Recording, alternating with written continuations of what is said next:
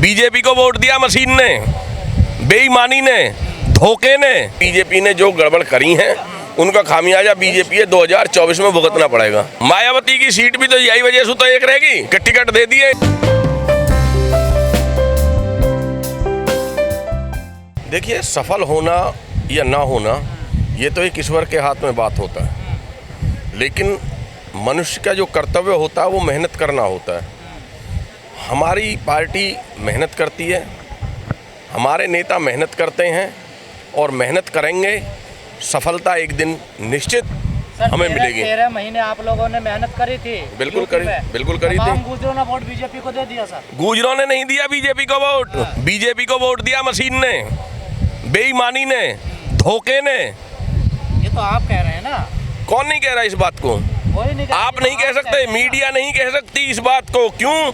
कि जो भी मीडिया, जो भी गोदी मीडिया कहेगी उसे उठा करके जेल में बंद कर दिया जाएगा। आपको खूब अच्छे तरीका से पता है। जहां मैं जाओ तो छाती पीट तो हमने हरा दी बीजेपी। देखिए, ऐसा है, वहां उन्हें मौका नहीं मिल पाया। हर जगह चुनाव जहां होते हैं एक जैसे माइंड से चुनाव नहीं होते। जो पश्चिमी बंगाल में चुनाव हुए वहां की जनता बहुत मजबूती से उन्होंने ईवीएम की रखवाड़ करी। हमारे यहाँ तब तक महसूस नहीं होने दिया कि ईवीएम को रखाइए लास्ट टाइम तक। जब लास्ट टाइम में आकर के जनता आई मैदान में, उससे पहले जब जनता मैदान में आई, जनता ने दिखाया कूड़े के जो ट्रक हैं कचरे के, उनमें ईवीएम पकड़ी गई। डीएम की गाड़ी में ईवीएम पकड़ी गई।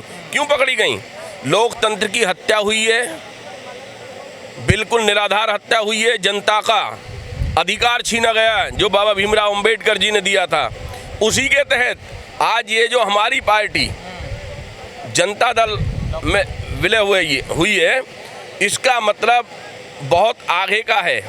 ये जो बात करी है अब की बार जो बीजेपी ने किया है वो 2024 में नहीं होगा। सर, आप हर बार ऐसे ही कहते हैं ना। हम अब भी ऐसे ही कह रहे हैं, हम जब भी ऐसे ही कह रहे थे।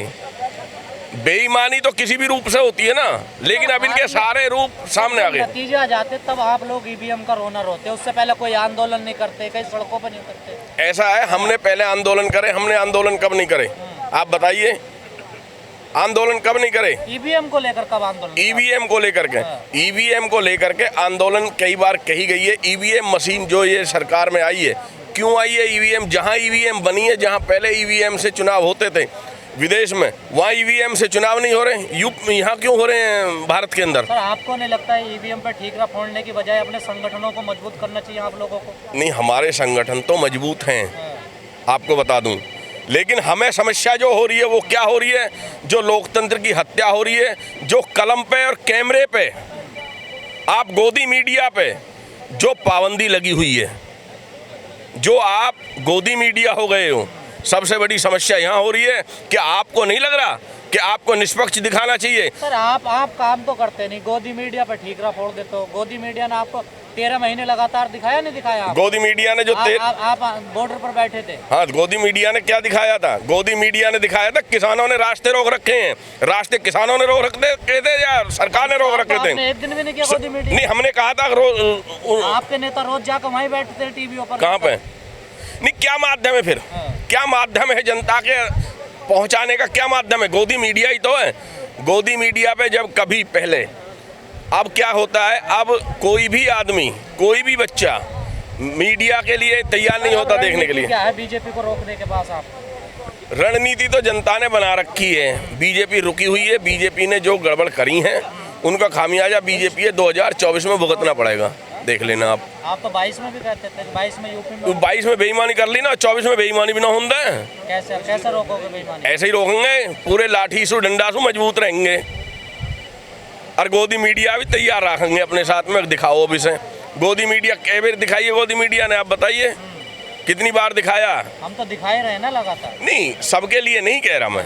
आप एक दिखा रहे हैं, आप एक भी दिखा रहे हैं, घुमा फिरा के दिखा रहे हैं, उस बात भी हम समझ रहे हैं। आपका इतना भी बहुत बड़ा एहसान है हम पे, इस जनता पे। जो लोग मीडिया के घुमा फिरा के भी दिखा रहे हैं, जनता उनको भी समझ रही है हाँ ये अच्छा कर रहे हैं। वो अपने आपा भी बचा रहे हैं और जनता को भी बचा रहे हैं। पटाना जी, आंदोलन में कुछ बोलते हैं, मीडिया पर कुछ बोलते हैं, बाद में भी हिंदू आप ही बन जाते हैं। कौन बोलते हैं? अरे आप ही। नहीं, हम तो इंसान हैं, हम तो इंसान हैं। मुजफ्फरनगर में मुजफ्फरनगर में जो महापंचायत हुई थी उसमें भी अकबर हो अल्लाह और हर हर महादेव का नारा लगा था, लेकिन गोदी मीडिया ने क्या दिखा? अकबर हो अल्लाह दिखाते हैं, हर हर महादेव नहीं दिखाते। दूसरी तरफ से क्या नारा आ रहा है? नगर विधानसभा भी हार गए तो बीजेपी जीत गई। देखिए वो तो बेईमानी हुई है, उसे बार बार क्यों दोहरा रहे हो आप? बेईमानी का कोई रूप है? घर भी नहीं जो बेईमान है, बेईमान तो बेईमान है। आपके जिले को 3 सीट जीत गई। मैं कह रहा हूँ बेईमान तो बेईमान है, बेईमानी से अलग उसका कोई जवाब थोड़ी रह जाएगा।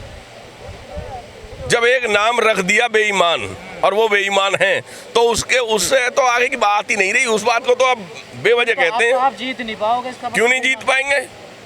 हम संघर्षशील लोग हैं, हमें ऐसी इनकी आदत नहीं है।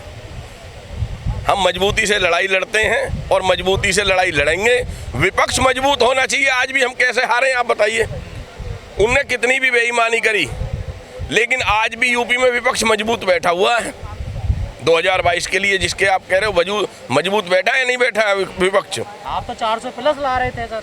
400 प्लस में है क्या? 403 तो कुल विधानसभा ही है। क्या 1003 हो जाएंगे? आप भी पता नहीं यार, गोदी मीडिया की तरह काम करते हो। कहा बताइए? 400 सीट जीत रहे। नहीं, एक बार भी नहीं कहा। अखिलेश यादव ने 400 से प्लस एक भी नहीं कहा कभी भी। मतलब इसका मतलब 100% किसी 400 सीट अखिलेश यादव ने कहा। कहीं भी किसी उस पे आप दिखा दीजिए, किसी पे भी नहीं कहा। तो एग्जिट पोल आने के बाद कह रहे हैं नहीं कि 400 सीटों पर रुझानों में जाएंगे। भाई रुझानों में जाने का मतलब एक अलग होता है। रुझानों में तो 403 सीटों पे भी रहेंगे। रुझान का मतलब नहीं है रुझान पर रहे। आपने परसेंटेज देखा? परसेंटेज तो देखा होगा कितना परसेंटेज था। तो रुझान ही तो थे। और एक क्या थे? 403 सीटों पे। राजभर जी ने कहा 400 सीटों पे, मैं कह रहा हूँ 403 सीटों पे रहे। पूरे पे रुझान या नहीं रहे? आप बताइए। खबरें आ रही है राजभर जी बीजेपी में जा रहे हैं। देखिए ऐसा है, ये किसी पे कोई पाबंदी तो है नहीं। अब आज आप जेल जाने स्वार्थ की राजनीति बची। आप कोई विचारधारा, कोई समाज की लड़ाई नहीं। हम कोई स्वार्थ की राजनीति नहीं करते। कुर्सी के चक्कर में नहीं, हम कुर्सी के चक्कर में कोई राजनीति नहीं करते। नहीं, जनता बचाने के लिए सब एक हाथ में 5 उंगलियां होती हैं, सारों 5 एक सी नहीं होती हैं। जी आपको नहीं लगता जनता भी बहुत होशियार होगी नेताओं से ज्यादा? अब किसी का कोई बंधुआ वोट बैंक बचा नहीं। अरे तो ये जनता ही तो बदलेगी इन चोरन ने। मायावती की एक सीट रहेगी, देख लियो। हाँ तो मायावती की सीट भी तो यही वजह से तो एक रहेगी कि टिकट दे दिए, मायावती ने पैसे ले लिए।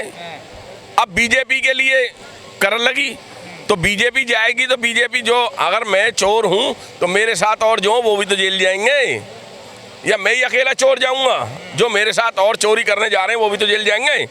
उन्हें पहले पकड़ते हैं लोग। तो डर की राजनीति हो रही है। डर की राजनीति करी है उन्होंने। डर की राजनीति नहीं होनी चाहिए। देखिए जब देश अंग्रेजों का गुलाम था, जब भी संघर्ष हुए थे, आज़ादी आई थी, क्रांति चालू हुई, ये तो बलिदान देने पड़ेंगे। हर आदमी चंद्रशेखर नहीं हो सकता, हर आदमी भगत सिंह नहीं हो सकता। उनके नेता की इन्होंने टिकट बेचे, इस वजह से हम हार गए। देखिए आरोप तो आप किसी पे भी लगा दो, आरोप की क्या है? सिद्ध करके दिखाओ। तो जैसे विपक्ष में सिद्ध करके दिखाया कि बीजेपी ने ईवीएम मशीन बदली, चोरी की गई, चोर बनाए गए, दिखाए गए, कूड़े के ट्रकन में ईवीएम मशीन दिखाई गई, तो ये सिद्ध कर दिया ना। अब फिर भी मीडिया कहती है नहीं नहीं, जो गोदी मीडिया वो कहती है नहीं नहीं नहीं, तो उसका क्या जवाब आप बताइए? आएगा, नंबर आएगा। 2024 की जो रणनीति है वो बहुत मजबूती से आएंगे और माननीय शरद यादव जी को प्रधानमंत्री बनाने का काम जनता करेगी। विपक्ष सारे एक होंगे और एक साथ होकर के माननीय शरद यादव जी को प्रधानमंत्री बनाएंगे। आरजेडी चुनाव गठबंधन के साथ लड़ेगी यूपी में फिर आता? नहीं, देखिए वो तो हाईकमान का मामला है, क्या होगा वो आगे की बात होगी। अभी आने दो, 2024 है, वो जब बताएंगे आपको कि क्या समीकरण बनाएंगे वहाँ पर। आपका है कोई प्लान लोकसभा या आपके भाई का? नहीं, हमसे तो आप बार बार कह देते हैं लोकसभा लड़ोगे, विधानसभा लड़ोगे। घर में 2 पार्टियों में कैसे हैं? देखिए नहीं, देखिए 2 पार्टी में नहीं, विचारधारा में एक में हैं हम। विचारधारा में एक में हैं। माननीय शरद यादव जी की, माननीय राकेश टिकैत जी की, बाबा महेंद्र सिंह टिकैत जी की, शरद यादव जी की एक ही विचारधारा है। हम एक ही विचारधारा, जनता का भला होना चाहिए, जनता के साथ गलत नहीं होना चाहिए। या मौका देख रहे हो कहीं ना कहीं से नहीं, जीत आए जब? सेटल का हमारा कोई मतलब नहीं है। हम तो मजबूती से चुनाव लड़ाने की कोशिश करते हैं। जो जिसकी इच्छा हो वो चुनाव लड़ो, अच्छा आदमी, और चुनाव जीतो, संसद पहुंचो, विधानसभा पहुंचो। सर जीताते तो अच्छे ही हो, पर बाद में अच्छे नहीं रह पाते, वजह पता नहीं क्या वो पता नहीं कुर्सी में कोई गड़बड़ होगी। पहले सब अच्छे ही अब देखो, विश्वास तो हम करते हैं। अब आप भी हमसे बात कर रहे हैं, हम तो आप पे भी विश्वास करते हैं कि आप भाई गोदी मीडिया नहीं, आप भी जनता की बात सुन रहे हैं। हम तो विश्वास तो सब पे करते हैं, किस पे विश्वास नहीं करते हम? भाई किसान जो है, ये जनता जो है, हमारे भारत की इतनी भोली भाली है कि हर आदमी पे विश्वास कर लेती है।